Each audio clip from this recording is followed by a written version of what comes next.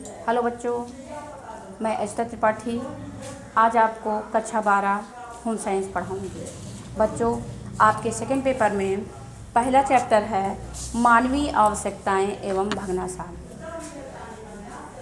मानवीय आवश्यकताएं, आप सभी जानते हैं कि आवश्यकता सभी मनुष्यों के लिए एक गहन विषय, अध्ययन का विषय है।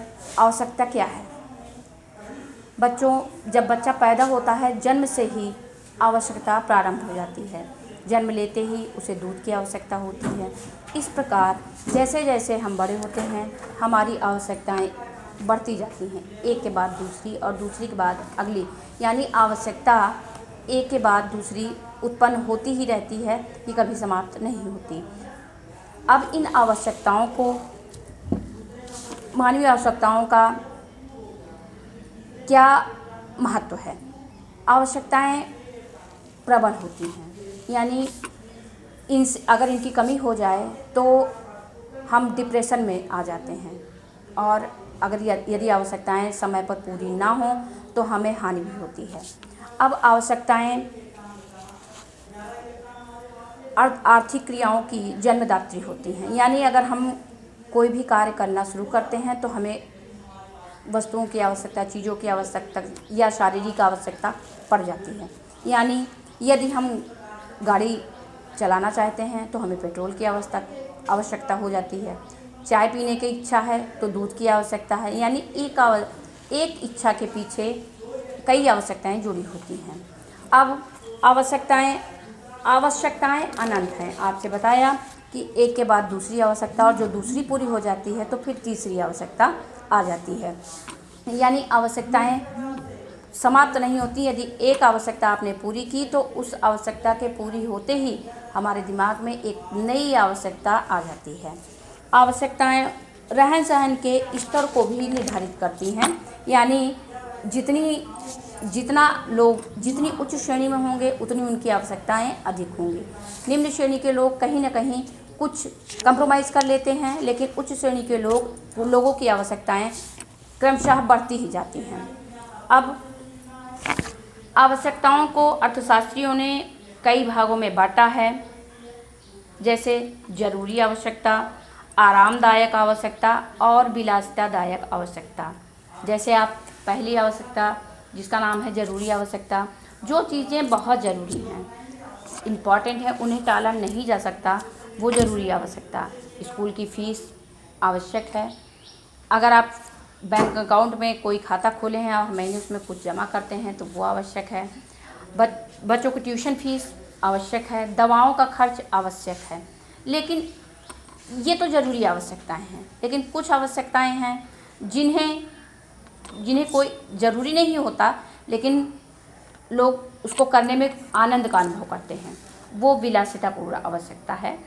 और जैसे आप फिल्मों को देखने में, मनोरंजन में अनावश्यक खर्च कर रहे हैं, ऐसा आवश्यक नहीं है कि मनोरंजन आवश्यक नहीं है, मनोरंजन आवश्यक है, लेकिन अगर ज़रूरत से ज़्यादा खर्च किया जाए इन चीज़ों पर तो वो विलासितापूर्वक आवश्यकता कहलाएगी।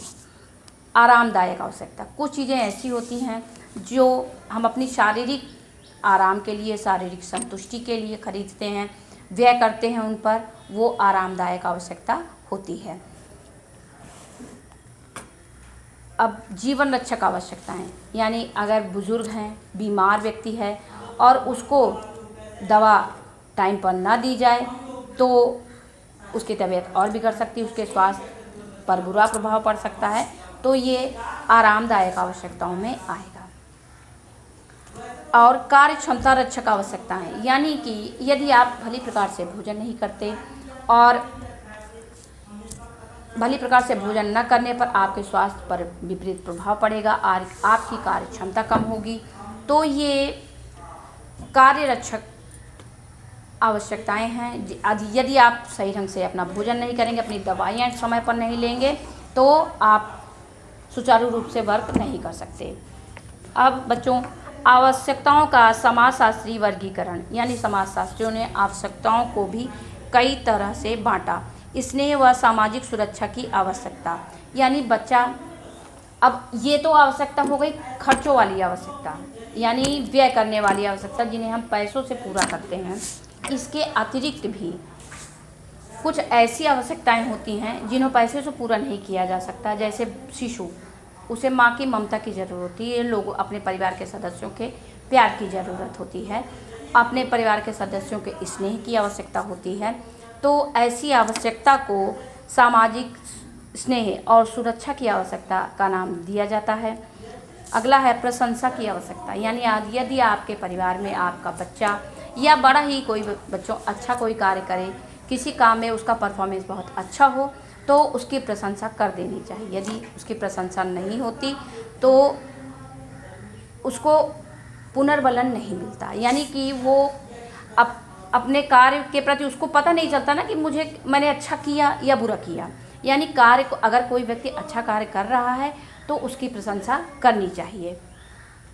समस्या समाधान की आवश्यकता, यानी कोई प्रॉब्लम है, कोई समस्या है, और यदि उसका समाधान हो जाए तो ये भी, और यदि ना हो तो यानी समाधान होने की आवश्यकता।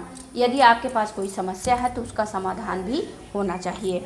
नए अनुभव की आवश्यकता, आपको कुछ चीज़ें नहीं आती हैं, कोई नई चीज़ आपको सीखनी है तो उसके लिए भी आपको किसी की ज़रूरत पड़ेगी, यानी आपको इस समय हेल्प की आवश्यकता है, सहायता की आवश्यकता है, जो आपकी मदद करे नई चीज़ों को सीखने में, नई चीज़ को समझने में। तो ये है अनुभव की आवश्यकता। यानी आवश्यकताएं इस तरह से कई प्रकार की होती हैं, कुछ शारीरिक आवश्यकताएं, कुछ मानसिक आवश्यकताएं और कुछ धन संबंधी आवश्यकताएं। आवश्यकताओं के लक्षण, अब आपको पता कैसे चलेगा कि ये आवश्यकता है बच्चों। देखिए, आवश्यकता और इच्छा में फ़र्क है। आवश्यकता नीड आपको ज़रूरी होती है, लेकिन इच्छा अनंत होती है। तो इतना ये फ़र्क आप जान लीजिए कि इच्छा आवश्यकता नहीं होती। हाँ, आवश्यकता इच्छा हो सकती है। तो इच्छा और आवश्यकता में फ़र्क होता है। अब आवश्यकताओं के लक्षण, आवश्यकताएं असीमित होती हैं, यानी ज़रूरतें अनंत होती हैं, इनका कोई अंत नहीं है। एक चीज़ की आपने आवश्यकता पूरी की तो आपकी अगली ज़रूरत सामने आ जाती है, यानी आवश्यकताएं अनंत हैं। और विभिन्नता, सभी क्षेत्रों में, सभी जगहों पर आपकी आवश्यकताएं अलग अलग होंगी। यदि आप रसोई में हैं तो आपको किसी अन्य चीज़ की आवश्यकता पड़ सकती है, घर के बाहर हैं तो आपको किसी अन्य चीज़ की कमी महसूस होगी और उसकी आवश्यकता आपको पड़ेगी। आपको अनुभव होगा कि मेरे पास ये चीज़ नहीं है।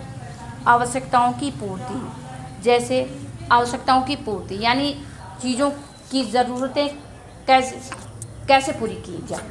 यानी आपसे बताया कि केवल धन से ही नहीं, कई चीज़ें ऐसी हैं जो हमें संतुष्टि प्रदान करती हैं।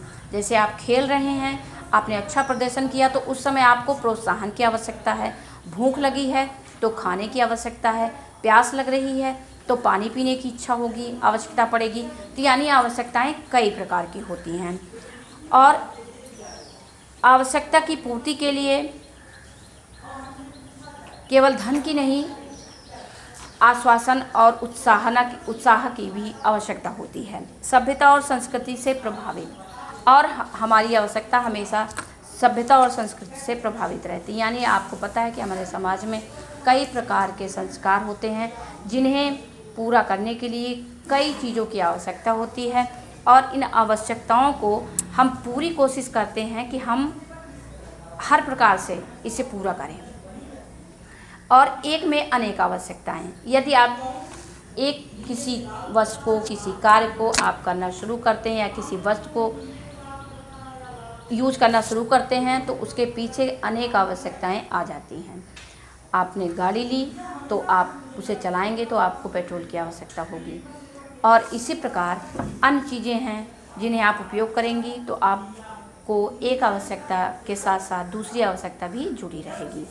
अब प्रतियोगिता मूलक आवश्यकताएं, ऐसी आवश्यकताएं होती हैं जो छिपी हुई होती हैं, गौण आवश्यकताएं होती हैं जिन्हें हम अपने आप पूरा करते हैं या स्वयं से उसे पूरे करने की ज़रूरत महसूस होती है तो उसे हम स्वयं से पूरा करते हैं। ये गौण आवश्यकताएं होती हैं।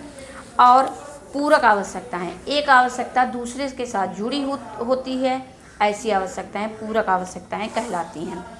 आवश्यकताओं से आदत में परिवर्तन हो जाता है, यानी हम धीरे धीरे हैबिचुअल हो जाते हैं, उसकी हमें आदत हो जाती है और वैसे ही हमारी आदत हो जाती है। अब ज्ञान में वृद्धि से आवश्यकताओं में वृद्धि, यानी जैसे जैसे आपका ज्ञान बढ़ेगा वैसे वैसे आपकी आवश्यकताओं में वृद्धि होती जाएगी। आपको जब चीज़ों के बारे में पता होगा तभी तो आप उसको लेने की लालसा होगी और आपको लगेगा कि ये आवश्यक है। आपने वॉशिंग मशीन देखी ही नहीं तो आपको वॉशिंग मशीन की कमी महसूस ही नहीं होगी। यानी आप जैसे जैसे ज्ञान किसी चीज़ के बारे में आप जानने लगेंगे वैसे वैसे आपको उस चीज़ की ज़रूरत महसूस होने लगेगी। और सामाजिक स्तर का निर्धारण, और इन्हीं आवश्यकताओं से हमारी आर्थिक स्थिति समाज में प्रदर्शित होती है। यानी जिसके पास जितने अधिक आधुनिक सामान, आधुनिक उपकरण, आधुनिक चीज़ें होंगी उतना ही वो समाज में उच्च श्रेणी में माना जाता है। भविष्य की अपेक्षा वर्तमान आवश्यकताएं अधिक महत्वपूर्ण, यानी भविष्य में हमें किन चीज़ों की ज़रूरत होने वाली है, हमें उससे ज़्यादा वर्तमान में हमें जिस चीज़ की ज़रूरत है हमें पहले उसको पूरा करना चाहिए। ऐसा नहीं है कि हम भविष्य की चिंता कर करके भविष्य के लिए हम बहुत कुछ सोच रहे हैं लेकिन वर्तमान में हम दिक्कतों का सामना कर रहे हैं। तो हमें भविष्य से अधिक वर्तमान के बारे में ध्यान रखना चाहिए। उन आवश्यकताओं को पहले पूरा करना चाहिए जो हमें वर्तमान में ज़रूरी है। आवश्यकताओं पूर्ति के लिए कौन कौन से चक्र हैं? पहला है कि आवश्यकताओं के लिए संवेदनशीलता, यानी कि कोई भी व्यक्ति कितना संवेदनशील है उस आवश्यकता के लिए। कभी कभी क्या होता है, हमें किसी चीज़ की ज़रूरत तो महसूस होती है लेकिन बाद में अगर किसी ने कह दिया नहीं ये ठीक नहीं है, ये आवश्यक नहीं है, तो हम तैयार हो जाते हैं।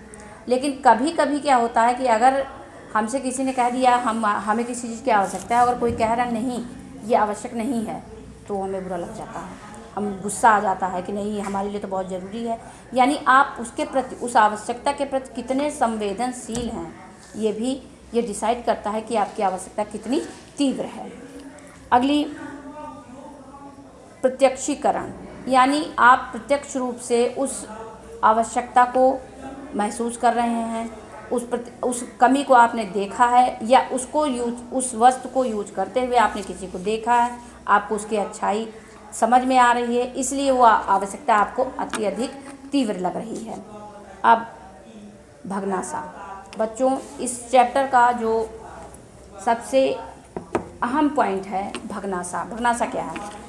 इतनी आवश्यकताएं आपको बताई कि आवश्यकताएं पूरी हुई, कुछ नहीं भी पूरी होती, और जब आवश्यकताएं पूरी नहीं होती तो मन में एक हीन भावना का विकार उत्पन्न हो जाता है और यही विकार भगनासा कहलाता है, जिसमें मनुष्य आक्रोशित हो उठता है, उसको क्रोध आता है, वो अपने आप से चिढ़ने लगता है और ऐसी स्थिति भगनासा कहलाती है। बच्चों आज का पॉइंट बस इतना ही कि आवश्यकताएं क्या हैं और भगनासा क्या है। आप यहाँ तक अपनी किताब से अच्छे से पढ़ लीजिएगा और बाकी के पॉइंट्स आपको कल बताएंगे।